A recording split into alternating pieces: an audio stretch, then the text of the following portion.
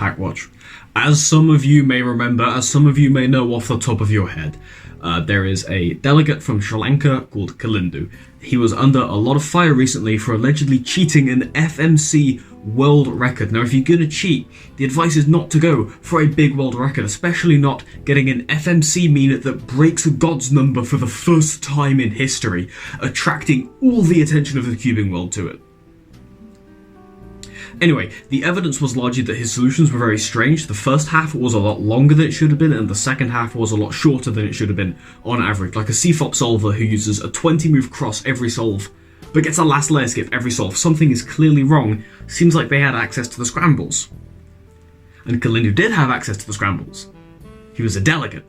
And he managed to get two PR FMC averages back-to-back. One was a 20.33 mean, the other was a 19.67. And that was strange because his previous PR average was in the 30s. It was such a crazy jump, crazy fast improvement. The solutions looked wrong. It was a perfect storm to look very suspicious. And the WDC have made their announcement as of 56 minutes ago when I'm recording this. The full investigation has now concluded. The WDC has discovered evidence of the competitor utilizing online tools and abusing his delegate status to obtain better results.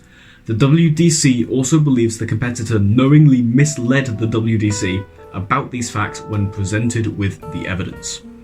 Given the unprecedented nature of this case and the extreme breach of trust involved, the WDC spent significant time analysing the case and deliberating on a punishment. Some of the factors that the WDC considered include, but are not limited to, his status as a WCA delegate and breaking the trust that comes with that role, jeopardizing the results of competitions by analysing scrambles prior to the competitions, including using third-party software to do so, refusal to confess even when given clear evidence, and the potential damage to the reputation of the WCA.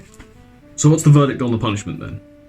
Well, it's threefold, starting off with an 8-year ban from competing in all official WCA competitions. Until 2032, Kalindu cannot compete at all.